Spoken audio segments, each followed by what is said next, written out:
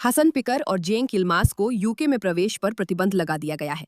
क्या आप जानते हैं वे चाचा भतीजे हैं? मजेदार बात। और जहां तक मेरी बात है, मैं किसी को भी बैन करने के पक्ष में नहीं हूं। मुझे लगता है कि अभिव्यक्ति की स्वतंत्रता का मतलब सचमुच अभिव्यक्ति की स्वतंत्रता होना चाहिए और लोगों को देशों में आने जाने की अनुमति होनी चाहिए। इसमें थोड़ा अच्छा भी है जिस पर हम बात करेंगे, लेकिन पहले देखें कि उन्हें बैन होने का पता कैसे चला, जो अजीब है। यूके अब पूरी तरह गिर चुका है, लेकिन शायद वे गिरते हुए दुनिया की बुराइयों जैसे हसन पिकर को भी साथ ले जा रहे हैं। देखते हैं। प्रिय हसन डोआन पिकर, आपका यूके ईटीए रद्द किया गया है। इसका मतलब है कि आप बिना वीज़ा के यूके यात्रा नहीं कर सकते। ऐसा इसलिए है क्योंकि यूके में आपकी मौजूदगी को सार्वजनिक भलाई के लिए अनुकूल नहीं माना गया है। आप इस फैसले के खिलाफ अपील नहीं कर सकते। वीज़ा के लिए आवेदन करें। अगर आप अभी भी यूके यात्रा करना चाहते हैं तो आपको वीज़ा के लिए आवेदन करना होगा ताकि हम आपकी परिस्थितियों पर और विस्तार से विचार कर सकें। आपका ईटीए रद्द होने का मतलब ये नहीं है कि आपको वीज़ा से इनकार कर दिया जाएगा। सच में सुनिए, मैं कुछ कहने जा रहा हूँ। ये चेतावनी है। उम्मीद है आप समझते हैं कि पश्चिमी दुनिया और उदार लोकतंत्र सिर्फ दिखावा हैं। वे जिन चीजों की परवाह का दावा करते हैं, असल में उन्हें फर्क नहीं पड़ता। हम एक अलग समय रेखा में जा रहे हैं।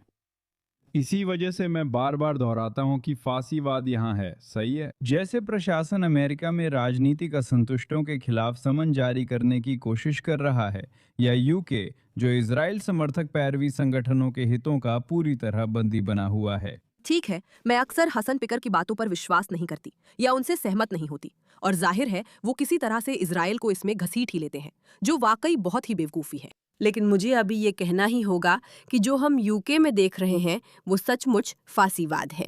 विडंबना है कि ये आदमी इसे उजागर कर रहा है, जबकि वो खुद समाजवादी फांसीवाद का प्रचारक है। उसकी टोपी देखो, लोकतांत्रिक समाजवादी। वैसे अगर आप सच में जानना चाहते हैं कि असली फांसीवाद कैसा दिखता है और ये अमेरिका में कैसे आ रहा है, तो आपको डीएसए के बारे में जरूर देखना चाहिए। ये आदमी एक खुलेआम मार्क्सवादी है। वो क्यूबा जा चुका है और अमेरिका के साथ बड़ी मुसीबत में है। उसकी परेशानियां बढ़ रही हैं क्योंकि वो बहुत बुरा इंसान है। यूके भी कुछ हद तक फांसीवादी हो गया है। मैं पूरी तरह से, पूरी शिद्दत के साथ ऐसा मानती हूँ, और उसे या यहाँ लिखने वाले जेंग यिल्माज़ को नहीं रोकना चाहिए। मुझे यूके से बैन कर दिया गया है। मैंने लंदन जाने के लिए फ्लाइट पकड़ने की कोशिश की थी ताकि लंदन जाकर ऑक्सफोर्ड में भाषण दे सकूं। मुझे इजराइल की आलोचना करने से बैन कर दिया गया है। क्या हम अब भी आज़ाद हैं? ये हमारे अपने सरकारों द्वारा एक दूसरे देश के लिए पश्चिमी नागरिकों पर किया गया दमन है। फिर से ये अविश्वसनीय है कि वे इसे इजराइल वाली बात से जोड़ने में कामयाब हो गए, क्योंकि अगर आपने ऑनलाइन देखा है तो इसका वास्तव में इजराइल वाली बात से कोई लेना देना नहीं है। यूके ने लोगों को इसलिए बैन किया क्योंकि वे इस्लामवादी मतदाताओं को खुश करना चाहते हैं और पश्चिमी सरकारों की आलोचना करने वालों को नहीं आने देना चाहते। हसन पिकर और जेंग यिल्माज़ इसमें सबसे आगे रहे हैं। यूके ने वामपंथ ही नहीं, दाएं पक्ष के वे लोग भी बैन किए हैं जो खुलेआम इजराइल का समर्थन करते हैं। इसका इजराइल से संबंध नहीं है। ये यूके की कोशिश है जिसमें वे ऐसे लोगों को बाहर करना चाहते हैं जो सरकार की आलोचना कर सकते हैं। लेकिन जाहिर है वे इस मौके का इस्तेमाल पूरे एंटी इजराइल एजेंडा को बढ़ावा देने के लिए कर ही लेते हैं, इजराइल विरोधी बात को। ये सोचना भी अजीब है कि यूके इजराइल विरोधियों पर बैन पर ध्यान दे रहा है, जबकि मुद्दा कुछ और है। उनकी सोच फांसीवादी है और वे ऐसे किसी भी व्यक्ति को देश में आने से रोकना चाहते हैं जो सरकार की आलोचना करे, क्योंकि यही फांसीवादी सरकारें करती हैं। इसकी विडंबना हास्यास्पद है। जैसा कि मैंने वीडियो की शुरुआत में कहा था, मुझे उनके बैन में कुछ सकारात्मक पहलू भी दिखते हैं जिन्हें मैं जल्द समझाऊंगी। स्वागत है द पुशबैक में। मैं हूं मीरा के, आपकी होस्ट। इस वीडियो को और लोकप्रिय बनाने के लिए सब्सक्राइब बटन जरूर दबाएं। अगर आप भी उस पागलपन के खिलाफ आवाज उठाने में विश्वास रखते हैं जो हम देख रहे हैं, चाहे वो वेस्ट पर लेफ्ट का कब्जा हो, राइट का हो, या फिर अलग अलग संस्थाओं का दिखावा करने वाला उग्रवाद हो, इस्लामवादी, चीन, रूस, ये सब वाकई पागलपन है और अब बहुत हो गया है। इसलिए हम इसका विरोध कर रहे हैं। और अगर आप भी मानते हैं कि ऐसा होना चाहिए तो आपका स्वागत है। आपने अपने जैसे लोगों को ढूंढ लिया है। लेकिन इसमें अच्छी बात क्या है? मुझे लगता है, सच कहूं तो यही विवाद है जो इसके इर्द गिर्द है। असल बात यह है कि हसन पिकर अब इस मुद्दे के चलते और भी ज्यादा मशहूर होने वाले हैं। और मैं ये क्यों कह रही हूं कि ये अच्छी बात है? क्योंकि मुझे लगता है कि लोगों को ये समझना चाहिए कि ये आदमी कितना खतरनाक है। ध्यान दे, ये व्यक्ति युवाओं के लिए स्ट्रीमर है, यानी वो अपनी सोच से दुनिया भर के नौजवान लड़कों के बीच बैट बनाकर उन्हें अपनी पागल विचारधाराओं से प्रभावित कर रहा है। और ये पहली बार नहीं है जब वो किसी विवाद में फंसा है। उस पर पहले भी कई अलग अलग चीजों के लिए आरोप लगे हैं जो उसने की है। मैं लाइव स्ट्रीम पर अपने कुत्ते को झटका देने, अजीब बातें कहने और सरकार में लोगों के खिलाफ हिंसा भड़काने जैसी चीजों की बात कर रही हूँ। ये सब बस लोगों की बातें हैं। मेरा मतलब है मैं इनमें से कुछ को जानता हूँ। ये आमतौर पर अच्छे और एक्टिविस्ट लोग हैं। अगर आप सोच रहे हैं तो वो यहाँ मार्क्सवादियों की बात कर रहे हैं कि वे अच्छे लोग हैं, लेकिन हसन पिकर के विचारों की बुराई यहीं तक नहीं है। इस आदमी के पागलपन की हद है। आपका स्वागत है।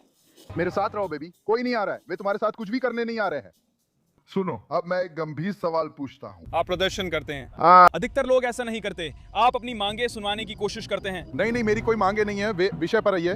नहीं, आपकी मांगे नहीं, मैं उनकी मांगों की बात कर रहा हूँ। वे पहले से ही हैं और वे बदलती रहती हैं और वे बदलती हैं। क्या आप समाजवादी हैं? आप सुन नहीं रहे हैं। मैं पहले ही, आप समाजवादी हैं, है ना? मैं पहले ही अपना मतलब बता चुका हूँ। वैसे हसन उन लोगों में से एक है जिन्होंने कहा है कि अमेरिका 9/11 का हकदार था। ठीक है, वो सच में सोचते हैं कि अमेरिका 9/11 का हकदार है, और वो ऑनलाइन ऐसे लोगों में से एक है जो ये बकवास बातें युवा अमेरिकियों को बता रहे हैं। पूंजीवादी खून में उसका क्या मतलब था? लंच चूसो सुनो कैसे। कैसा रहेगा अगर हम तुम्हारा अपमान करें? तुम हरामी। कल एक एंटिफा सदस्य ने एक आईस अधिकारी का हाथ काट लिया था, उसके बारे में क्या? और ये क्या, जो आईस अधिकारी ने कल मुझे चोट पहुंचाई और हमें पीटा, उनके बारे में क्या? जो लोग अधिकारी का हाथ याद रखते हैं, उनका क्या? इसके बारे में क्या? मुझे बिल्कुल नहीं पता तुम क्या कह रहे हो। उस अधिकारी ने पेपर स्प्रे किया और कहा सड़कों को पूंजीवादियों के खून से भिगो दो। उसका क्या मतलब था? कहा जाता है। आपने कहा था सड़कों को पूंजीवादियों के खून से भिगो दो। इसका क्या मतलब है? देखिए उनका जवाब। इसका क्या मतलब है? क्या लोगों को आईस अधिकारियों को दर्द में पकड़ना चाहिए? चलिए आगे बढ़ते हैं। ये कुछ नौजवानों का समूह है। जैसा इस आदमी ने कहा, हसन पाइकर सही हैं। वे एक धोखेबाज समूह है जो असली अमेरिका के लिए खड़े होने का दिखावा करते हैं, लेकिन असल में समाजवादी हैं और चरम हिंसा में विश्वास रखते हैं। हमें ये सच मालूम है। वामपंथी समाजवादी मानसिकता असल में हिंसक और फांसीवादी होती है। मैं सेंटर लेफ्ट विचारधारा या गर्भपात जैसे मुद्दों पर सोचने वालों की बात नहीं कर रही हूँ। मैं चरमपंथियों की बात कर रही हूँ जो एंटीफा जैसी आतंकवादी संस्थाओं का समर्थन करते हैं। देखते हैं क्रिस्टोफर रफ क्या कहते हैं। एक धोखेबाज है, वो नकली है। वो एक धोखेबाज है और वो नकली है। हसन पिकर एक नकली धोखेबाज है। वो ऐसा क्यों करता है? इसका कारण यह है कि वो मूल रूप से 1960 के दशक के अंत और 1970 के दशक की शुरुआत के वामपंथी राजनीतिक सक्रियता को फिर से बना रहा है, जिसमें कैलिफोर्निया या न्यूयॉर्क या बॉस्टन में कट्टरपंथी होते थे। सोवियत संघ की यात्रा करना, क्यूबा की यात्रा करना, आप जानते हैं कम्युनिस्ट वियतनाम की यात्रा करना, और फिर खुद को कम्युनिस्ट शासन के लिए प्रचार के औजार के तौर पर पेश करना। और फिर वे उत्तर अफ्रीका में गुरिल्ला प्रशिक्षण शिविरों का समन्वय करते थे। उस समय वे और भी दिलचस्प काम कर रहे थे। वे, आप जानते हैं, फिलिस्तीनियों के साथ बम बनाना सीख रहे थे। मेरा मतलब, वे कह रहे हैं कि हसन पिकर जैसे कट्टरपंथी वामपंथी दावा करते हैं कि वे दुनिया सुधारने आए हैं और पश्चिम सिर्फ एक धोखा है। असल में वही हो रहा है जो 1960-70 के दशक में देखा था। मुझे लगता है ये दिलचस्प है क्योंकि तब किसी को शक नहीं था कि इन लोगों को अमेरिकी जीवन पद्धति के लिए गंभीर खतरा माना जाना चाहिए। आजकल इन लोगों का सच में जश्न मनाया जा रहा है। हसन पिकर क्या है? वो ध्यान पाने का भूखा है। यही उसकी बुनियाद है। उन्हें किसी चीज की परवाह नहीं है, बस सबका ध्यान अपनी ओर चाहते हैं। इसलिए वे विवादास्पद विषयों को चुनकर खुद को केंद्र में रखते हैं। वे मानते हैं कि वे सब कुछ का बचाव कर रहे हैं, लेकिन ऐसा नहीं है। हमारे हसन पिकर के साथ किए वीडियो देखें। उनके कुछ पुराने वीडियो पागलपन भरे हैं, जिसमें वो महिलाओं से व्यवहार पर बात करते हैं। वे ठग किस्म के मौके परस्त हैं और सार्वजनिक ध्यान चाहते हैं। उन्हें वही सार्वजनिक ध्यान मिलता है, लेकिन जितना लोग हसन पर ध्यान देते हैं उतना ही साफ होता है कि उन्हें यूके में प्रवेश करने से रोक दिया गया है। जितने लोग जानेंगे कि ये आदमी सच में कौन है और किस बात के लिए खड़ा है, उतना ही सब सामने आएगा। फिर कह रही हूँ, वह डरा हुआ है और जिन सवालों के जवाब देने चाहिए उनका कभी सच में जवाब नहीं देगा। उसने कहा था कि सड़कों को पूंजीपतियों के खून से रंग दो, उन्हें मार डालो, उन हरामियों को सड़कों पर मार डालो और उनका कत्ल कर दो। सड़कों को उनके लाल पूंजीपति खून से भिगो दो भाई। मैं बस चाहती हूँ कि आप समझें, वो नौजवान पुरुषों के लिए स्ट्रीम कर रहा है और इस तरह की बातों और इस तरह के व्यवहार को सामान्य बना रहा है। मेरे लिए ये पागलपन है। फिर से मैं ये नहीं मानती कि लोगों को यूके में प्रवेश करने से रोका जाना चाहिए, लेकिन मुझे लगता है कि अपराधियों को जेल में डालना चाहिए। मैं मानती हूँ कि जो लोग सच में हिंसा के लिए उकसाते हैं, न कि जैसा यूके दावा करता है या जैसा बेल्जियम में हुआ, जहाँ उन्होंने कहा कि एक आदमी ने कुछ ऐसा कहा जो नस्लभेदी है, इसलिए शायद कोई उसे नस्लभेदी समझ सकता है। लेकिन जैसे लोग कहते हैं, हाँ, सड़कों को पूंजीपतियों के खून से भिगो दो, जाओ कुछ करो, इस तरह का व्यवहार ऐसा है कि शायद ऐसे लोगों को जेल में डाल देना चाहिए। मुझे नहीं पता, जितने भी समझदार लोग मैं जानती हूँ वे ऐसा नहीं कहेंगे। शायद ये सोचने वाली बात है। इसका क्या मतलब है? इसे लार्पिंग कहा जाता है। इसका क्या मतलब है? क्या लोगों को आपको गंभीरता से लेना चाहिए? Live action role play. क्या लोगों को आपको गंभीरता से लेना चाहिए? दोस्तों के बीच अतिशयोक्ति। आप नमस्ते कहते हैं। तो वे कह रहे हैं कि ये सिर्फ एक मजाक था जो उन्होंने कहा था कि सड़कों को कैप में भिगो दो, ये बस हाइप थी, ये सिर्फ लार्पिंग था। मैंने कभी ये शब्द नहीं सुना और भगवान का शुक्र है कि मैंने नहीं सुना, क्योंकि मैं ऐसे लोगों के साथ नहीं रहती जो ये शब्द बोले। अक्सर बातें तो बहुत होती है, लेकिन आप कब गंभीर होते हैं और कब बढ़ा चढ़ाकर बोलते हैं? ये फैसला आपको खुद ही लेना होगा।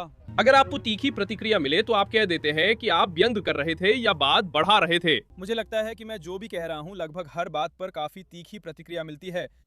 दुर्भाग्यवश आप जैसे लोगों की वजह से ही ऐसा होता है। जो है सो है, ऐसा चलता रहता है। क्या आप अपनी बातों की जिम्मेदारी से बच रहे हैं? नहीं नहीं, बिल्कुल भी नहीं। क्या आपने क्यूबा सरकार के साथ काम किया? फेड ने हसन पिकर को क्यूबा यात्रा पर समन भेजा। ये ध्यान देने योग्य है। माफ कीजिए। माफ कीजिए, न्यूयॉर्क बहुत बड़ा है। हसन, क्या आपने क्यूबा सरकार के साथ काम किया? हसन, क्या आप विदेशी सरकारों से जुड़े हैं? हसन, क्या आपने क्यूबा सरकार के साथ काम किया? हाँ।